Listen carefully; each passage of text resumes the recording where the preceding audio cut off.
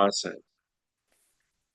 Myron J. Clifton, first off, man, thank you so much for joining me on the platform. I've been following your page for a while, and it's always a breath of fresh air, getting your perspectives, insights. It's a beautiful thing. So, man, before we even get started, I just want to say thank you for all the work that you've been doing, especially during these times, because these times will be studied Yeah, decades yeah. from now. So, man, thank you for all that you do, whether that's on the creative side with writing, publishing, and also just, social commentary. So I just want to say thank you for that.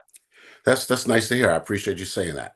Yes, sir. Indeed, indeed. Myron, first off, starting off, when I first came across your works, I was just scrolling on Instagram one day, and TikTok, and just seeing you break things down, I was truly captivated.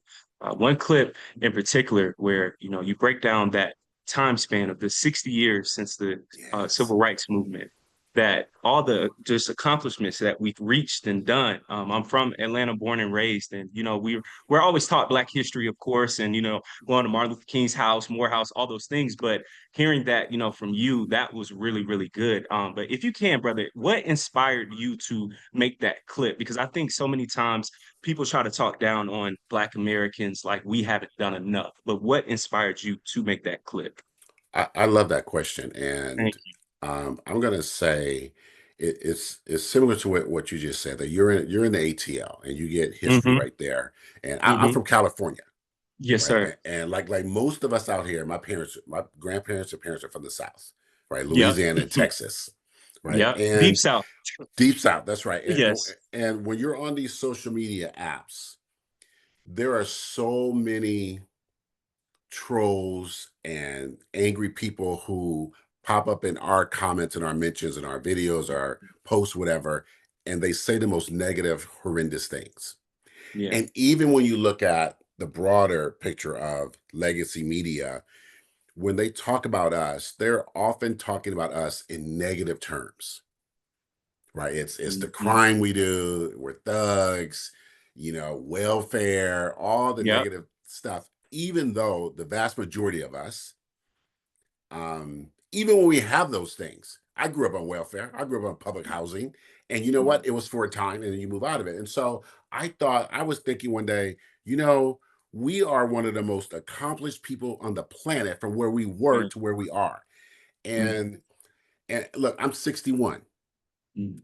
and I have a 20-year-old daughter in college. And one of the Wow. things I thought about, and I do now, is I try to give her context of things. Hmm.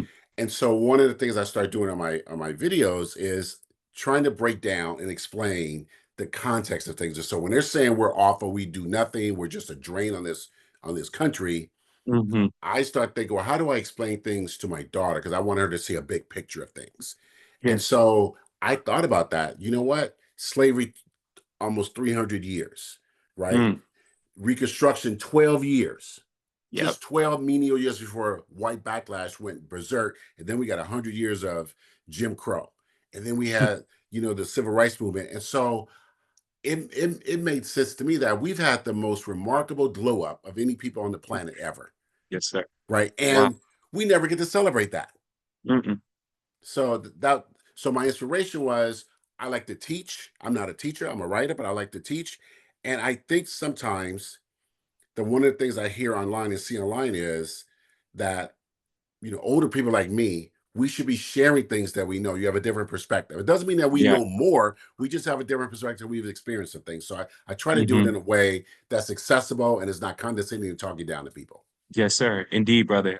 My father, he's 61. He was born There in you go. 64, same exact age. 64. And yeah, man, like his stories, right? It's completely different from my generation. My grandmother, she was born, I believe, in like 42. She picked Yeah. cotton in She picked Georgia. So cotton. it's like all those stories. So, Myron, why is it so important for older generations to speak with the young, especially now with CRT? They're trying to hide Yes. this with Black history. Why is it so important? Because I feel like my grandmother's age group, once they are gone, those are those stories of during, segregation of having to walk 6+ miles to school. But now, of course, as we know, they're trying to say that none of that even happened. So why is None that of that so happened. important to talk to grandma, dad, mom? Why is that so important for us right now? One of the strongest weapons that white supremacy has used against us is erasing our history and misrepresenting our now.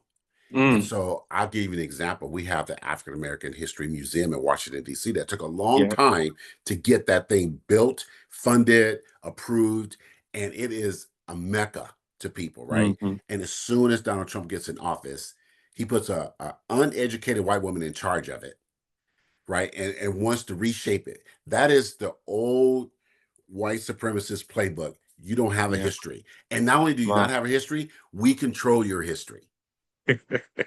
Yep. And so it is very important. Like you said, your mother was born, or your grandparents were picking cotton.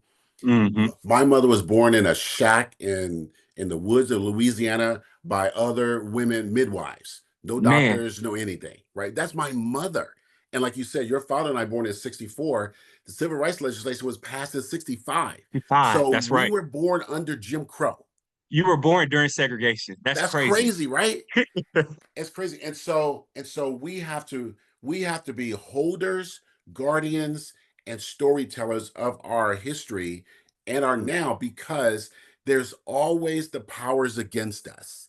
Even Wow. right now, in trying to destroy history and the African American History Museum. Now, that's not to say there aren't other museums around the country, right? You're in Atlanta, there's museums Mm, right there that chronicle our yeah. history, but we can't even breathe for a couple years before they're going after our main museum in Washington, D.C. And so it is on us. So when our generation, like my grandparents are gone, my parents are gone, and you know what? It's us. And then you Yeah. got people like you're younger and you have a platform. We got to get these stories out, Yeah. right? So they Yeah. don't get lost in time. Indeed, brother. Why do you think that white supremacy is so obsessed with us? Because I've seen, the clips of Tennessee State where the Charlie Kirk wannabes want to pull up and argue. And I'm just like, why would you go out of your way? And then Myron, like, I think about, stories here in Atlanta, 1906, race massacre, right? Just off of being jealous of Black wealth, Black success. We can go to Tulsa. I mean, you just go down the Yeah. list. Why are they always obsessed when we're just minding our business and they try to come to us? It's It's crazy. it's funny you say that, Kelly, because that's one of the most common things you see online. Black people respond, "We're just minding our business." Right? We just want, you know what? Go to school, go to work, go to restaurants, go to a show, Live a good go to life. the pay, have a good life. Like we are not obsessed with them. Yeah. So why are they obsessed with them?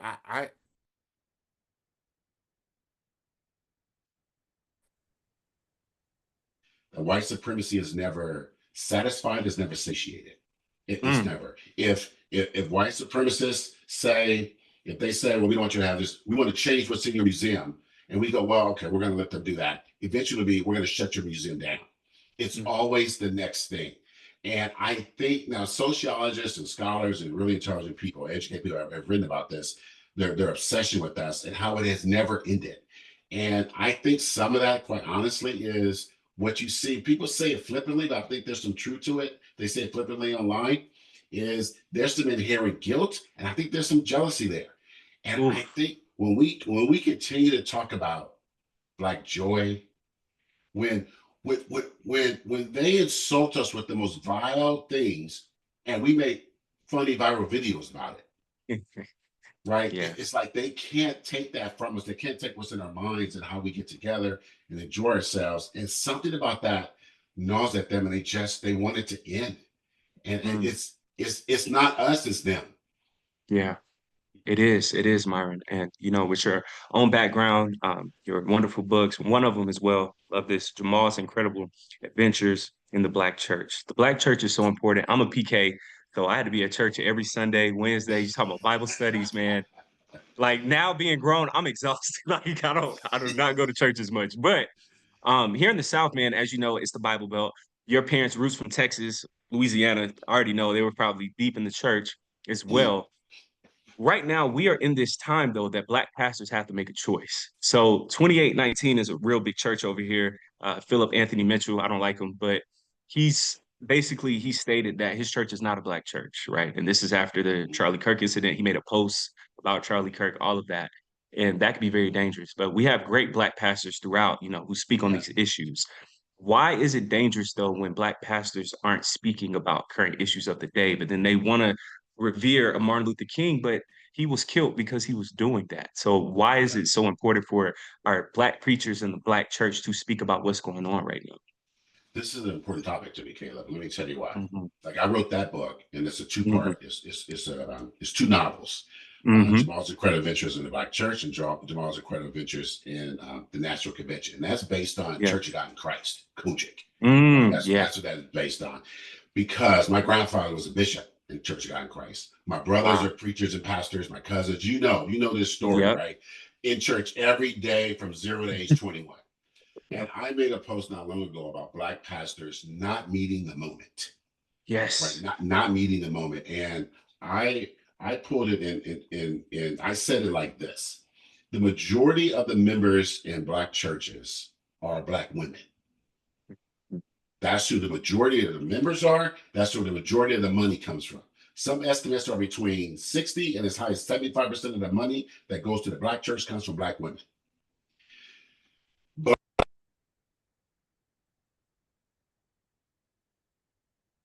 these Black pastors, I got to qualify it, not all, right? You got to qualify it. However, too many sat on the sidelines and were not actively pushing for her, even though we're seeing the results now. Over 300,000 Black women have lost their jobs. That money Man. directly impacts the Black church. So those Black pastors, by not actively supporting her or going hardcore like they did for Obama, that hurt their own churches, their building funds, the anniversary funds, all that stuff, right? And so now, like you said, you have some of these Black pastors, too many, saying the things like about Charlie Kirk and things like that. Let me tell you something. White supremacy is not satisfied, is never satiated. You think you're going to be safe by being a best friends with a white supremacist who think you should be in change, and who think that Black women don't have intelligence, and who think that Mm. you can't be a pilot or a professional, and who says the Civil Rights Act was wrong and Martin Luther King was a scumbag. You're crazy. Like you're crazy. And Oh I my. don't have a problem telling that to a Black pastor's face. Because Yes, I sir. grew up in the church. I would do it Yeah. respectfully. However, you're on the wrong side of history if you're not pushing back against this administration right now, just like Dr. King was at the time. Right? Man. He got killed when he started talking about workers and strikes in Vietnam. He wasn't killed when he talked about civil rights and equal rights for all of us. It was when he went to Memphis, Tennessee, the home of the Church of God in Christ. Right? The home of the Church of God in Christ. That's where he got killed because sanitation workers were on strike. And I called that Church of God in Christ Sunday. The presiding bishop of the Church of God in Christ put a YouTube out telling his members how to give money on Giveify. Right? That's the message he put out right now when Donald Trump sent troops to Memphis, Tennessee. He's telling members how to give money. And the president got troops in his city. And he's the leader of one of the largest Black churches in America. He's saying, hey, use Giveify to give money to us. That is bankrupt. It is, Myron. And I get so frustrated too. I've had these own debates with my own father repeatedly too, because I hate seeing people put Christianity before their own blackness, which is asinine because I'm like, white supremacists, they put white supremacy first, which is their own cult religion now. But we don't do that for ourselves. So for people who might be tuning in, who might put Christianity before their own blackness, what words of advice would you have for them, Myron, during these times? I would say try to learn the whole picture. Like I'm not going to test someone's faith or belief, but try to learn the whole picture. And the whole picture is when they gave you Christianity, they gave you what's called a slave Bible. Mm. They took out all the parts about liberation, about equality, took it all out of the Bible. And they gave the slaves, it's called the slave Bible. Look it up. And now, we're a few hundred years later, and as the socialists have always said, the most segregated day in America is Sunday. White people go pray to their God, Black people go pray to the same God. White people pray for a strong defense and wealth, and Black people pray to be safe and protected from white people. And they're all Christians. And so I would say, listen, you have your faith, but please recognize that the people on the other side, right? They say they're Christian, and I don't care if they are Southern Baptist, Catholic, Mormon. It doesn't matter. And I know evangelical, and I know Christians say, well, not all these people are Christian, but I'm gonna tell you something. They all vote for the Republicans. Ooh. They all vote for the same people. And those same Yeah. people are using their version of your religion to subjugate you. To subjugate you. And not enough Black Christians, and whether you're Kojic, Baptist, Methodist, Episcopalian, Catholic, not enough Black Christians are calling out their white peers for their sidling up and accepting white supremacy. Now, they may not make it get through the minds and heads of the evangelicals, because that thing is gone. Like, that ship is sailed. They will never give up their white supremacy. But you may be able to change the minds of the Catholic, the Baptist, the Methodist, the white versions of those that we have, the Black versions. But you know what? You have to do it. You got to go and start engaging these people. Like, I'm not going to go into a Catholic church or a white Methodist church and try to change their minds. But Black Methodists, why don't you do that? You guys say you have the same religion, the same view, the same denomination. You should go do that. But if you don't do that, don't expect us here on the outside, right? Raised in these churches. You know what? I'm not giving my money to support you when all you're looking at is building funds and anniversaries. And I'm trying to pay bills and trying to stay out of the purview of ICE and all these goons and troops that Trump is sending into these cities. That was a great breakdown, Myron. White Christian nationalism. It's this man, bro, seeing that Charlie Kirk memorial, that cult gathering, I'm like, these people are a cult. Like, this isn't 90,000. Christian. 90,000. You know what, Caleb? I said this yesterday about that gathering. So 90,000, right? Everything they're doing possibly for Charlie Kirk is a direct response and a troll attack on Black people. They want him to have a coin. We can't get Harriet Tubman or any founding mother, founding father on any currency. They want him to have special days of recognition. Took us 40, 50 years to get Dr. King, right? You can't get anybody Latino and Asian recognized like that. They want him to have, they want turning point in the school curriculum. We've been trying for 100 years to get all our Black history in school curriculum. Everything they're doing for him, right? It is over the top, and it's trolling and trying to trigger us. That's what it is. Yes. I tell people that, man, like, they are the best gaslighters. They know what they're doing. They know what they're saying. They feed off of our energy. Like, it's really just like sinners. I tell people that, like, they It really feed off is. of us. They feed off of really us. And Yes. you know what? And I said, look, I put out a video on this to Black people, to gay people of any race, to all women. You don't have to honor and feel bad about a person who's dead when they hated you when they were alive.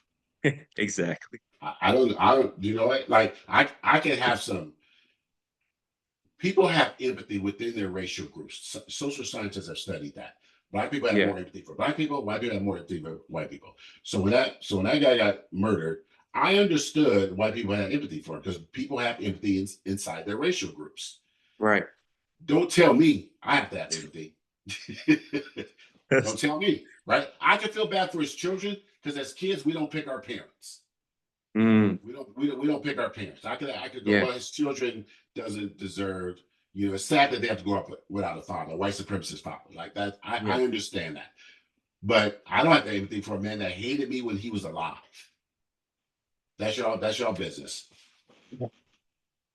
Listen, man, this conversation is truly phenomenal, Myron, so far. Former VP Kamala Harris, right? It's so sad because we had a great option, and it's like you set her up to fail. And giving somebody such a short time span, to me, showed even in that party its own racism as well, that you don't want to see a Black woman shine who was qualified. Of course, with her book that's about to come out, she's been doing the tours, all of that. What are your thoughts and feelings? And I know you've been seeing her since day one, being California-based, all of that. You already. I'm from How do you California. feel, Myron? Yes. Right. Me and Kamala Harris were born in the same hospital in Oakland. Wow. 3 months apart. Me and Kamala Harris. Wow. And so when she was working on the East Bay and the Oakland side, and then when she went to be a DA in San Francisco, Kamala Harris ran as a leftist. When she won the DA, she ran against a centrist Democrat, right, older white guy, and the establishment did not like her, and she won.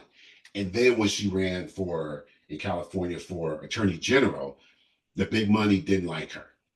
And that's the same time that Karl Rove decided she's an up-and-coming star. We're going to start planting stories in the media about her because she's going to hurt us down the line. Way back when she was Attorney General. And then when she ran for senator, the junior senator for California, Pelosi and Dianne Feinstein didn't want her. And she won that. And then she ran for president, she had to drop out. The funds dried up because they sent those funds all right here in California to Liz Warren and Bernie Sanders. The establishment Democratic Party never wanted her. And so then when Biden picked her, she actually became the person that a lot of people say they want right now. You want to get an old person out of office, they should mentor a younger person. Well, that was Kamala Harris, right? She was Black, Asian, mixed, right? A Jewish husband. She had a lot of factors going against her. I'm not going to say this. I will say President Biden should have dropped out way before he did. I agree. Right. So giving her 107 days, and I've read, and I'm halfway through her book, and she says it very clearly. She saw the signs that if he was in the Oval Office, he was in meetings, he was fine. But he couldn't do the campaigning. He couldn't do the back-to-back interviews. He was struggling. He had COVID. He had that cancer. He had a lifelong injury to his foot that it was hurt again playing with the dog. He couldn't do it. And his team circled him, and they refused to see what was obvious. And not just his team, but his wife, Jill Biden.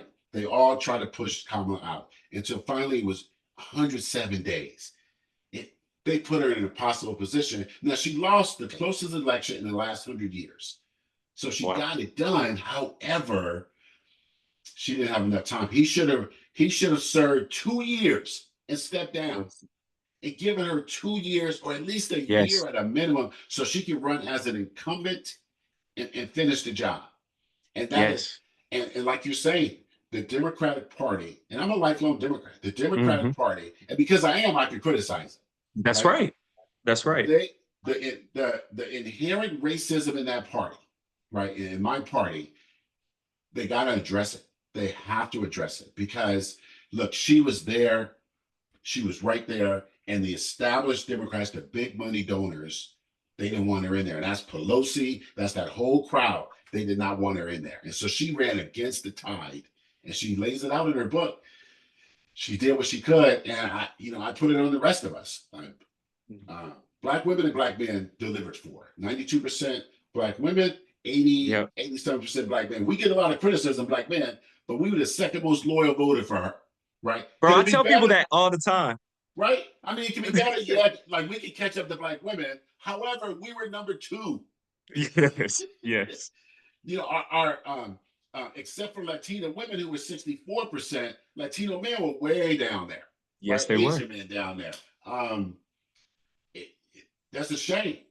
But 90 million people sat out the election. 90 million, my man. And so we didn't have a lot of churches doing souls to the polls. We missed out on so much. And I think we missed it. I don't know if we can get that back because it was a moment. I tell people that. It was a moment. Very, very pivotal moment because as we see, so much has changed just in, what was that, past November? It's insane. It's insane. Like so that. Why do you think that confident Black women makes this overall social structure, I would say, very uncomfortable? Because I'm like, Kamala had it. Why not back her? Why do you think that makes, especially white men and just the white structure, so uncomfortable? I think that the biggest power discrepancy we have in our country is white men at the top, Black women at the bottom.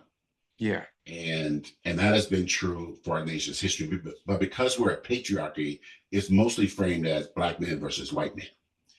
But I have said, I am of the belief that Black women are the founding mothers of this country. So we say founding fathers for these white men, but Black women birthed us, Black people, they birthed mixed people, and they nursed and raised white people. Right? They're the founding mothers. And it is no secret that as soon as Black women became, from a formal education standpoint, the most educated people, right? They have the highest percentage of college education of any demographic. As soon as they achieve that, white men start saying college is no good. You're right. College is no good. And so trying to reconcile, I don't think our country will move forward until the discrepancy between white men and Black women is somehow reconciled. they make the most money. Black women, actually Latina make the least, but Black women are second last, right? From a monetary standpoint. And I have said, when Kamala Harris at that debate dog walked Donald Trump to his face across that stage, I'm of the belief that she lost moderate and independent white voters right then, because they do not want to see a Black woman give the business to a white man, even if it's as awful a white man as Donald Trump. It's something about that messed with their minds, that she was so much more intelligent, more articulate. She knew the facts, and she told him to his face, "You were a puppet, and Putin and any other dictator will dog walk you across the world stage because you don't know it." And man, I think we all cheered, but I think the moderate white voter and independent voter, they didn't want to see that. That's heavy. I never thought about it that way. Wow. Yeah. And That's man, what hearing that, Myron, too, because I think about Charlie Kirk's words instantly about, DEI hires and if he sees a Black female pilot, all of these things. But I get so confused because I'm like, that's so hypocritical because Donald Trump isn't qualified, he's but not he's your qualified. king. How do you feel about that, Myron? Like Right. it's crazy to me. It's the things they project on him, and it tells me that they know he is unqualified and not intelligent, because they know that the Black people in government, whether it's Jasmine Crockett, Yeah. whether it's Hakeem Jeffries, that people have issues with right now, or Cory Booker, or even President Obama, one of the, and particularly Kamala, one of the things they keep saying about her and them, they're low intelligence. They're low Yeah. intelligence.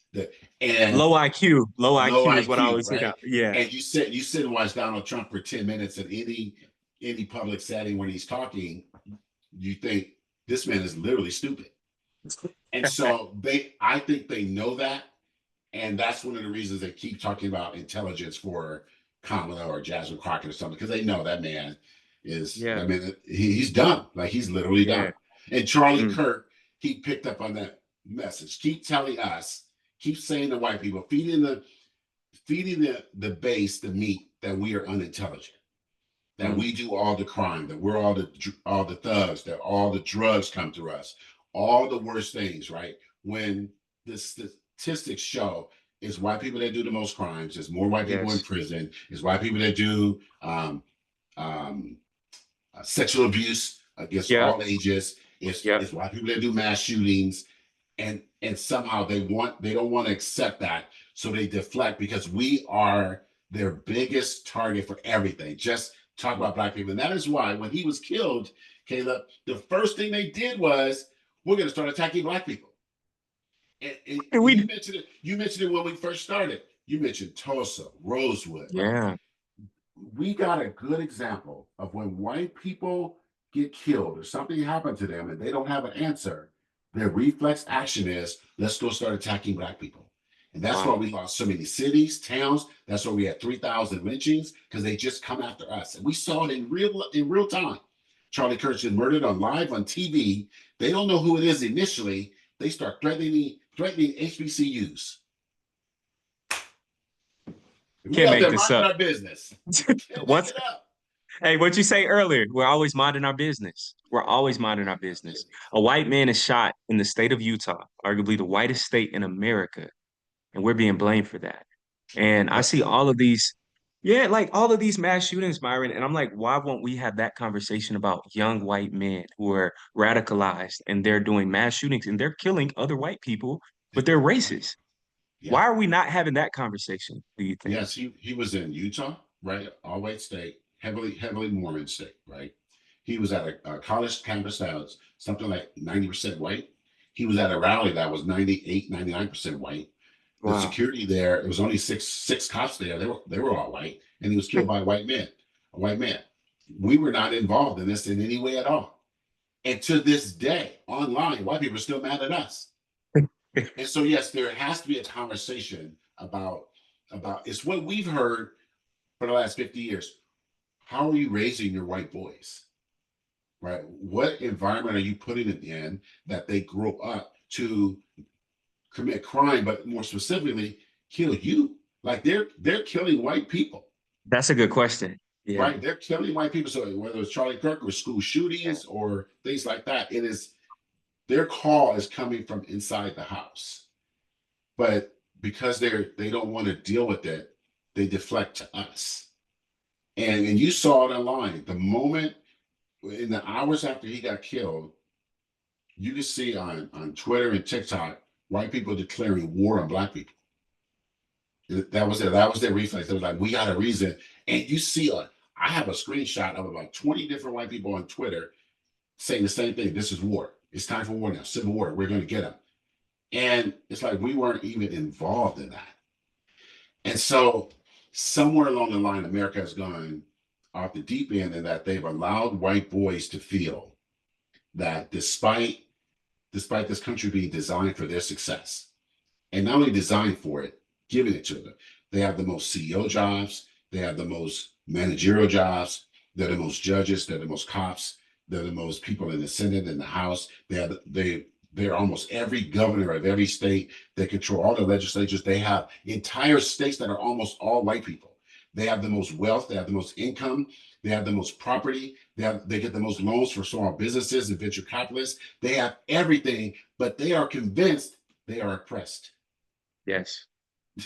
They're convinced they're oppressed, and they're not taught that truth. But then they're not taught, well, how do you deal with that? Well, we were always told work harder, pull up your bootstraps. But now they're told blame other people and go do something to them.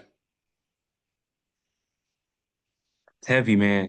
It's And heavy. it's like, from just seeing throughout my entire life of white people who aren't qualified in positions of power. And to your point, they were given those positions, those jobs.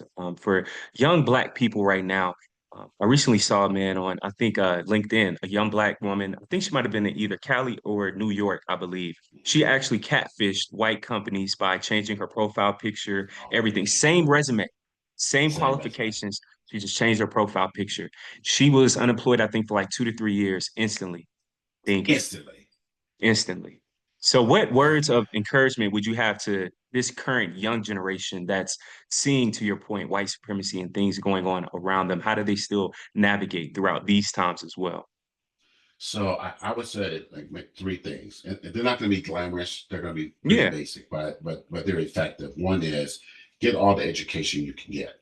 that's right. And I say that whether that's in a college or university or community college or trade school or whatever you can get, right? Equip yourself with as much knowledge you can get. And then two, expand your network. So, and I don't mean just expanding outside the Black culture. That's not what I'm talking. I'm talking about if you are in Atlanta, you are in Oakland, you have cities that surround you. Try to expand your network outside of your core group. And then three, I would say acquire all the skills you can get. So even if you Yeah, have a job, whatever job you have, there's something else you can learn in that job. It may not benefit you today, but it may benefit you down the line, right? Say right. yes, your boss says, can you do something else? Yeah, let me learn that. Just do a little bit more that way. And then the least glamorous thing, but the thing that has the most power is vote. Mm, You have to vote, right? You got to vote in midterms. You got to vote for your mayor. You got to vote for all these things. And I will say this, Caleb, that the number one target online to get people not to vote is Black men are targeted more than anybody. They tell us yeah, not to vote, right? They yeah, never tell young white men not to vote. They only yeah. tell Black men not to vote. And they push out the lies, Democratic plantation. Hmm. Voting doesn't matter. Both parties are the same, but they only Hmm. send that to us. They Yes. don't send that to white people, and white people vote, and particularly 45 to like 60-year-old white people, they vote the most as a percentage. And the people who vote the Mm, least as a percentage are something like 18 to 30-year-old Black men. wow. And when you want change, you have to vote consistently because it doesn't come today, but it may come down the line. And so, Yes. like Donald Trump went in 2016, and Yeah. Hillary said correctly, he may be able to put 3 Supreme Court justices on the court, and he did.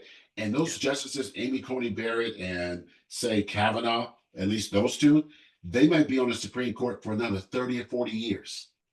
Mm. That's a long time for them to be voting down things that we want, right? Like, that's a long time. And so it's not glamorous, but I give the example when Roe versus Wade passed in 1972, whether you agree with abortion or not. It passed in 72, and in 73, Republicans start working on ways in each state to take that law away. It took 50 years, but they mostly got it done in almost all the red states. They voted consistently in local elections and national elections for 50 years to get what they wanted. It took that long. And so now we're looking at it's 2025. We hope we can have an election in. We got the midterms in 26. We got election in 28. If you look at Roe versus Wade 72 to 24, that 50 years, right, to undo some of this Trump stuff, you're looking at this 2025. You're looking at 2075. 70, I was thinking about that. That's bro, it's crazy. That Doesn't messes even with your sound like a mind real now, year. It doesn't even right? sound like a real year. Yeah, that's crazy. Yeah. So it's not Excellent point. glamorous. Yeah. Excellent point, Myron, because man, I'll tell you, I think it might have been election season, maybe around like 2019. I could finally vote, and I'm 28 now, but I remember Stacey Abrams, that governor Stacey race here in Abrams. Georgia. I Yeah. remember, man, our professors let us leave class early to just go vote for Stacey Abrams. And man, seeing her in the community, all of that, I was so enthusiastic about it, all of that. And seeing how all those numbers got manipulated and things just seemed very wonky in Georgia. I was very disillusioned by voting for a very long time after that, Myron, because I remember I was so active, like I was keeping up with everything. I was driving to go vote, all of that, and seeing that moment, I was so heartbroken because I'm like, voting, it doesn't work. And then now being older, I switched back into voting again, even like local elections, all of that. I have a friend that's running for city council, and he's showing me things I had no idea about zoning meetings that you can vote on a smoke shop Right. getting set up in your area. I said, I had no idea about that. Right. But then Right. white people in those meetings, it's all white, Myron. It's Man, all we're talking white. about black neighborhoods, and it's all Yes. white people in these meetings voting on zoning, districting, road work, all of that stuff. And these are the people that are making those choices. So how can we get just more involved when it comes to voting? Because I get it. We can get discouraged, disillusioned by, hey, voting, it doesn't work. But how can we keep going when it comes to voting? It's hard. It's one of the things I'm doing on my platform, and I think it's a Yeah, great job you're doing on your platform. thank you. It's okay to say I voted and was disillusioned. Like that's Yeah, that's real life, right? That's real yeah, life. And or I advocated for Stacey Abrams and she didn't win. And you know what? It's like when I talk to black men, I put it in sports terms, right? Your team, like I'm a Raiders fan, right? Okay. Yeah, yeah, I'm from Oakland. I had a yep. streak of 3 Super Bowls back in the 80s, Yeah, right? 80s was glorious for y'all. Yeah, I got you. Glorious, right? Man, we're a glorious team. I'm Yeah, still a Raider fan, and we lose every year, yeah, right? yeah, Every year. But I follow the team. You know what? I watch the draft picks. All my cousins yeah. and uncles, we get on the text when the games are on. This is what we do. We don't Yes, sir. abandon our team because they're losing. You're That's right. mad, and then right, you hope to get a new coach, new quarterback, all this Right. stuff. And so, Yeah. and black men understand that. They understand the sports analogy that you could have a team that doesn't win for 10, 20, 30 years, but that's still Mm, your team, that's right. right? You stick with it. And so I try to put it in those terms. And then, like you're saying, the saying is all politics is local. White people have decided they will take our tax dollars and they will put it into their private schools because we're not at those little meetings that you're talking about. We're Yeah. not there, and they're there, and their roads don't have potholes, Nope. right? And they vote in their best friend as sheriff, and they Wow. vote and they vote in their best friend as a county judge and a clerk, and we don't even vote on those things. And they're Mm, just taking all these positions away from us. And so I like to tell people everything you do in your life, right? Your home, your apartment, your school, your job, somebody voted on some aspect of that. that's right. And if That's and right. if and if you don't get in there and have your say so, they're going to be deciding your life every which way they can, and you're just going to just go with the wind. So yeah, get involved. That's right, Myron. And from family functions, especially, the Thanksgivings, the Christmases, I notice Yes. how now our family reunion is huge. So it's like hundreds and thousands of people. Like it's really, really big. But I notice how younger kids don't want to vote. And when it comes to voting, This is like, man, it doesn't matter any of that. And then my parents, their generation, my grandparents, our people fought for that right, all of those things. So Yeah, how do we bridge that gap? Because Myron, I'm not gonna lie, hearing from those, younger cousins that are like 17, 18, I'm like, that's a good point of, hey, what am I voting for? What are yeah, they doing for me, for our people? And I'm like, that's a good question. But then older people, we still have to vote. So like, how do we merge yeah. those two schools of thought? I think that's one of the biggest misses with the Democratic Party right now. That Yeah. we don't have a pipeline of education that goes out and that is accessible to people in real life. Because we should be starting at age 15. You're going to vote in 3 years. Let's start getting you ready to vote, Wow. right? Because it's just like when you're at a job and your manager rolls out something new. One of the things that make it more effective is that the manager can say, or supervisor can say to you, they have to answer a basic question: what's in it for me, right? And that's what a good manager, a good leader will say: what's in it for you? So, if you do this new program, the company's gonna make more money, our department's gonna make more money, we can have better raises next year. When you get better raises, you can get a better car, better apartment, better house, go to school. You have to break it down and tell people what's in it for them. Because you're right, Yeah. you get some 16, 17-year-olds, they're gamers, they're playing around, they're Yeah. having a good time. That is so far from their minds. It is so far. I was there. Like I get it, You're right? right. Yeah. I get it. And so I think Yeah. the party locally, because Yeah. it can't come from Ken Martin, who is the Democratic National Committee chair. He's an older Hmm. white guy from Minnesota. That Mm. guy cannot talk to somebody. Well, I'm from East Oakland, Ooh, right? yeah, yeah. Cultural They're gonna listen to that. differences. Yes, Yeah. he's not going to go down to the ATL Yeah. and start talking to people about voting. It's going to have to be people like you who are closer to it Hmm. and can explain the whys. And even with that, Caleb, it's reinforcement, because we know from an advertising and marketing perspective, someone has to see a message something like 21 times before that message Yeah. starts to get through. You got to just beat it over the head all the time, all the time. And we don't do that right now. And you know what white people do in their churches? All their Passing out churches, pamphlets. yes, who to vote Yes. for. Here's everything you should vote for. And Yeah. black people say, we're going to leave it to Jesus. No, no, don't leave it to Jesus. We got to vote right here. Talk about it, man. Talk about it, Myron. Because, man, I'm gonna tell you something too. You being in California, one star who has always caught my eye for a decade at this point that I thought that they should push besides Kamala as well is Gavin Newsom. Do you feel like Yes. Gavin could potentially be a good presidential candidate, I would say, for our next run in 28? Or do you think we should just try to push Kamala again? How do you feel about that? If Kamala runs, I'm going to back Kamala. Yeah. Kamala and Gavin have known each other since he was mayor of San Francisco and she was the district attorney in San Or Francisco. together then, I would say Yes, president VP then. Yeah. yes. And Kamala and Gavin are, in sports you have a friendly rivalry, like you get Yeah. along, but you're also trying to beat that person. Magic and Bird. Yeah. That's them. That's them. So Yeah. he was mayor. She was a DA.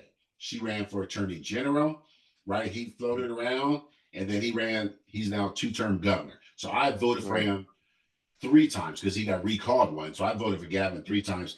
I think that the United States of America, are always more comfortable with a white man, Yeah. right? More comfortable with a Unfortunately. white man, right? Yeah. It's our reality. And Yeah. so if she runs and he runs, however it shakes out, if he ends up with the nomination, I'm going to vote for him. If Yeah. she decides not to run, I know she'll put her weight behind him. Because Right. one thing good about Gavin Newsom, and you see it with him going after Donald Trump, Gavin Hmm. Newsom can stand in front of that camera, go toe to toe, and Yeah. say all the facts and stats, and he will call Donald Trump. He can cuss at him. Yeah. Like black people are not Kamala, not Obama. We can't Ghetto, cuss them back. unprofessional. Yeah, you already know that's what they're gonna say. Yeah. We can't do it like that. Obama Yeah. has to stay up here, right? Yeah. When he called that cop stupid because they tried to go into that professor's house and Hmm. yell, I can't think of the professor's name. I Oh, think you it was talk about Skip Gates. Gates? Skip Yep, Gates. yep. Henry Louis Gates. Yeah. Yeah, Obama off the cuff said, "Well, that was stupid, man. White people lost their minds." Yeah. Or when he said, "I can see Trayvon as my son." That's right. White people lost their minds, and he lost the next midterms. It flipped. All those people that voted for him said, "Oh, he's making everything racial." All those white people, they left him. And he had no power the second half of his first term because of that. So Gavin can bring something. Gavin can get low and dirty. He has that. He's good looking, right? He's young, and he can say things that, whether it's Kamala or whether it's any other black candidate you think of who may pop up in the next few years, they can't say what Gavin can say. And I wouldn't be mad if he's the nominee. Yeah, I agree with that. I agree because it's like, do you want to win or not? Right now, like we're just in that position. That's it. You got right. And Gavin is like Clinton, where he's a wheeler and a dealer. He's gonna. That's a good comparison. Yeah, he's gonna make you mad with stuff. He's gonna concede some things to Republicans, but he's been our governor out here. He's 2 terms, and I would say 70% of what he does is good for Democrats, and 30% is good for Republicans. You know what? I'm fine with that. Yeah, I'll take that. Yeah, 70-30 split isn't bad. Right? That's not bad at all. I'll take that. Yeah. Myron, so do you feel like the white moderate is our biggest problem then? Absolutely. I don't think that's changed since Dr. King and Malcolm X was talking about it. That I talked to I have a friend, a white lady, and she asked me, how come more people aren't in the streets? Like, how come we have more protests and everything? And I said, because moderate white people are comfortable in their lives. Ooh. Just that's it. You know, because right now, with all that's happening in the country, the vast majority of people, and not just white, in all fairness, they go to work, they go to school, they're going to movies, they're going to dinner, they're going to amusement parks, they're taking vacation. They're just going about their lives. And they may see a snippet every now and then of, ICE throwing somebody to the ground, or 1,200 people missing from Alligator Alcatraz and stuff like that. Yeah. But it's not impacting their day-to-day lives. And one other example of the wealth of Americans is that we see the rising cost of food, of goods, of services, of energy. All that stuff is up. All of it. And Americans are still going about their lives. They're going about their lives. And so as long as moderates are comfortable in how they're living, they're not going to do anything. And the only other thing I would say to that, Caleb, is we say United States, but we're really 50 countries. Yes. And if you like it, if you overlay the United States over Europe, it's like trying to get someone in Ireland concerned about somebody in France, concerned about somebody in Hungary, concerned about somebody in Turkey. Like, it's hard to get Seattle concerned about Florida, right? Yeah. And Chicago's concerned about ATL or LA. Our country is so big and spread out. We can absorb so much bad things like ICE, because they said, oh, they've deported 600,000 people. But your life hasn't changed because of that. At all. Yeah, you're right. I haven't, nobody's missing from my life. Like, I haven't seen anybody that I knew before that all of a sudden they're gone, because we're 330 million people. That's right. Just like 1 million people died during COVID. I know some people that died, but most likely, a lot of people don't know anybody who died. It just happened. That's right, man. Yeah, we're big, we're wealthy, and we're spread out. Yeah. Bro, no lies told, because man, I went to LA for the first time like back in August, right? Work trip. And man, going out there, like I realized, to your point, it's completely different. Like everything was different. Like the food, the setup, people's vibes, like, seeing people at Venice Beach on a Monday at 12 o'clock. I'm like, wow, like Atlanta's not like that at all. So to your point, it's two different lifestyles. Two different lifestyles. Yes, sir. Indeed. It's very different. And as long as people are like, they're diverse in their lifestyles, and we're so spread out, and we don't see, and we're not feeling the impact. ICE just not at my door. Yeah, my groceries cost a little bit more. Yeah. My coffee costs a little bit more, but I'm still eating and I'm still drinking coffee. Like, it hasn't changed. And so it's hard to trigger the white moderate. It usually takes a major event, right? Yeah. It takes students getting shot at Kent State. It takes Oklahoma City bombing. It takes the World Trade Center bombing. It takes something like that that'll galvanize them. And we haven't had that yet. I fear, like, maybe we will get it because that man in the White House is crazy. Yeah. And maybe he will do something that will galvanize them. But I think until he does, they're going to absorb things and just figure, well, the midterms are coming, and then we'll get another election. We can elect somebody else. But I think he's doing everything he can to make sure none of those things happen. Indeed. Myron, what does racism and white supremacy look like in East Oakland? Because reason being is here in the South, growing up, people think, Atlanta is Georgia. Atlanta is a city. If you just go 20 minutes outside of here, you're in the boonies, right? And driving on road trips, all of that, you'll see billboards with white Jesus and a machine gun with a Bible in his hand. And that's white supremacy. You'll see cotton fields, you'll see Confederate flags, all of these things. But I didn't see that on the West Coast, but I know it's just as bad. So, what does It racism look is. like in California? So California is 40 million people, right? Hmm. California is massive. The Los Angeles area alone has more wealth than like 43 other states, Wow. just by itself, right? In the Bay Area, it's just so much money. But you get into Oakland, and Oakland is tiny. Oakland is only like 300,000 people. Like it's I never tiny. knew that. It's Wow. tiny. It just has an outsized cultural impact, right? Yeah. And Oakland is not majority Black people. Now, when Mhm. I grew up there, it was probably 55% Black, but Oakland is only about 30% Black. But if you go to East Oakland, right, it's mostly Black, uh, some Latino, and some Asian, because California has a lot of Asian people. And racism looks like out here, it comes from government.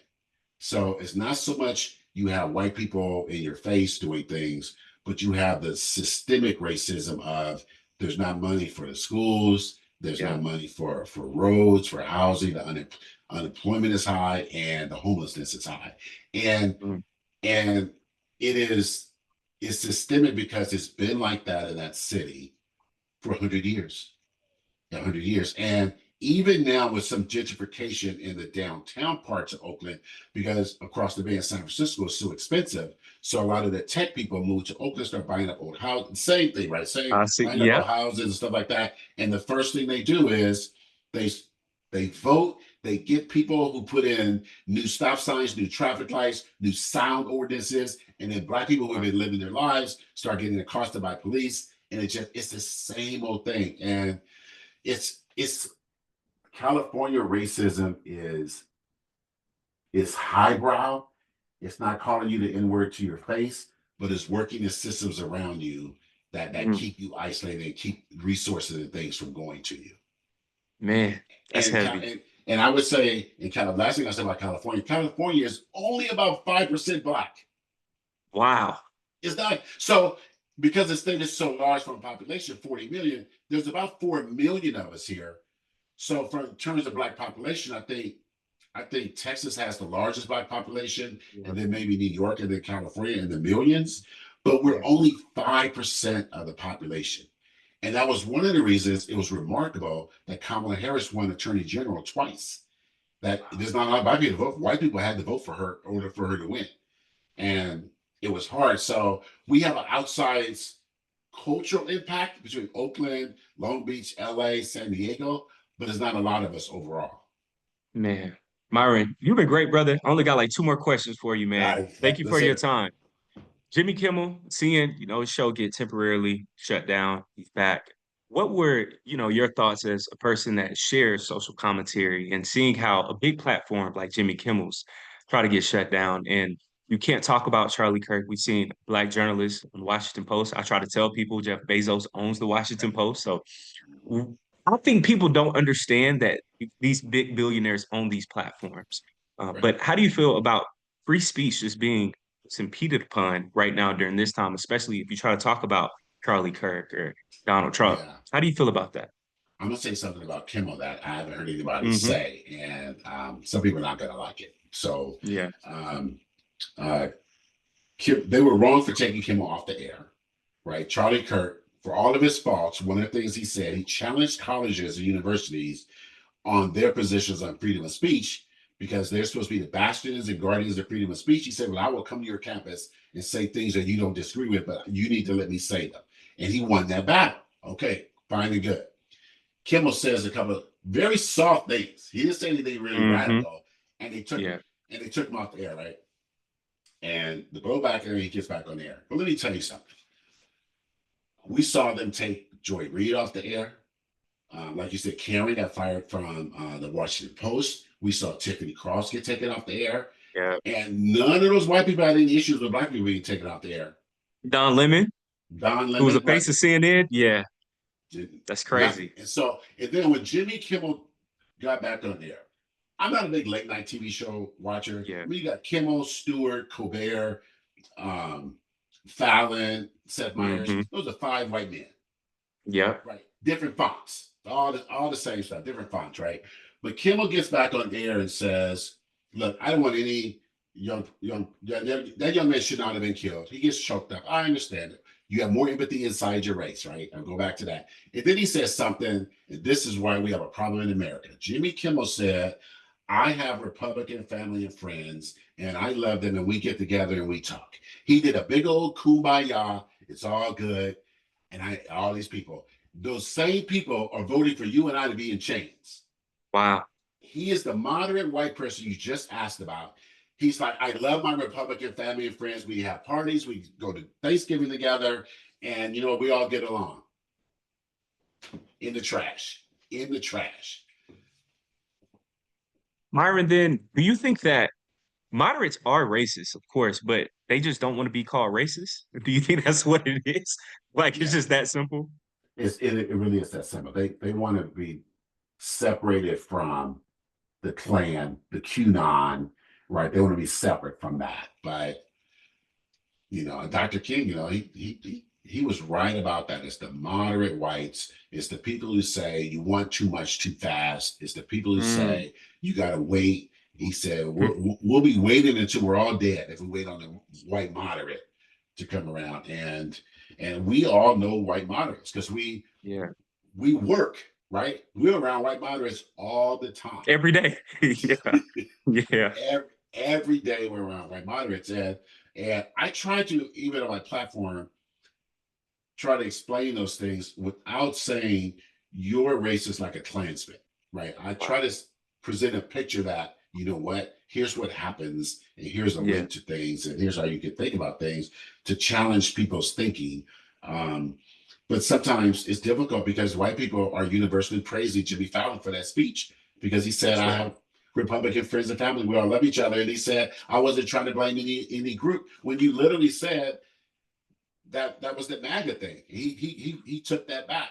And he Mm. took that back. And it's just like, oh my God, like you had your chance. So No. Yeah. Myron, thank you so much, brother. Very last question for you. When it's all said and done, what do you want for Myron Clifton's legacy to be? I mentioned before, I have a 20-year-old daughter, right? And Hmm. so, and I write novels, I publish a monthly magazine, and I also have a podcast. Hmm. And I lost my mother at age 39. She was 39, Sorry right? about that. I appreciate that. She from colon cancer. So I try to tell Mm. people, look, get your colonoscopies, like get your Yeah. screenings, take care of your health, take care of those things. And I want, when I'm going from it, because I'm 61. So my daughter was born when I was 40. I waited a Wow. long time to have a kid. Yeah. I want to leave her a legacy where she could dive into my books, she could find me on media, and that in the moment that things were bad in this country, that I was doing is saying the right things. Wow. Yeah. Right. That's what I want. And I want other Black people, particularly, but also Latino, Hispanic, that in this moment of crisis this country is in, when you look back, it's like we look back on the civil rights movement. I wanted to know, what were my parents and grandparents doing? I have a picture of my grandfather sitting with Dr. King, right? Wow. Okay, he was doing that. And my older brothers, he was protesting stores selling replica guns, black toy handguns that were getting Black kids killed, right? Because you have a toy gun, the cops see the Yeah. toy gun, and I'm not talking about a water gun, it looks like a gun, black. So he was protesting stores and doing that. In the moment that these things were happening, when my daughter looks back and I'm gone, she'll say, my dad was doing the right thing. Mm. That's what, and I Indeed. want, yeah. And so we all know about Dr. King and Rosa Parks, but there were so many other Black people. And you're at ATL, you've been in those Yeah. museums, Yes, all sir. those Black people that the big part of the country had no idea about, but they were Everyday letting people. right? Everyday people Everyday Black people. Yes, sir. doing the work, and Yeah. I think we all should endeavor to do that, because like your father is my age. I'm sure he wants to Hmm. leave a legacy, and then Yeah. you're 28, man. Yeah. Yeah, so yeah, so you Yeah. want to do it too. So you have this legacy, it's already Yeah. here. So Yeah. yeah, I want to Thank do you. that. Indeed, Myron. Man, on the way out, where can everybody follow you, keep up with everything, the podcast, purchase your books, all that good stuff? Yeah, so hit me up on as long as TikTok is still there, it may be gone pretty soon, right? Yeah. I'm there as author Myron J. Clifton. I'm Yeah. I'm on Instagram the same way. I do most in those two places because you can do videos. Yes, sir. Instagram auto post to Facebook, but I really don't go there. You know, I just go to see my uncles every now and then. You can find me on Twitter and Blue Sky. I'm just Myron Clifton, or Dear Dean 22. That's my publishing company. My Yes, sir. podcast is on all the podcast platforms. It's called Voice Memos. And Mhm. my books are, you can find me on Amazon, Barnes and Noble, and my own website, Dear Dean Publishing. So all my stuff is, Awesome. I'm a one My, man media conglomerate. come on now. Look, all you need is yourself. So you good, man. Yes, sir. Myron, thank you You so know, much. let me give you some Of course. advice. One thing, You can. Kayla, always be your own best hype person. That's right. That's right. Thank you for that, Hype Myron. yourself. Seriously. Yep. Seriously, brother. Man, you are always welcome back on the platform. I thoroughly enjoyed this conversation. Thank you, I'd brother, love to again come. for your Just time. hit me up anytime. Love, Myron. Hey, you have a All good right. day. Enjoy Peace. your weekend. Yeah. Yes, sir.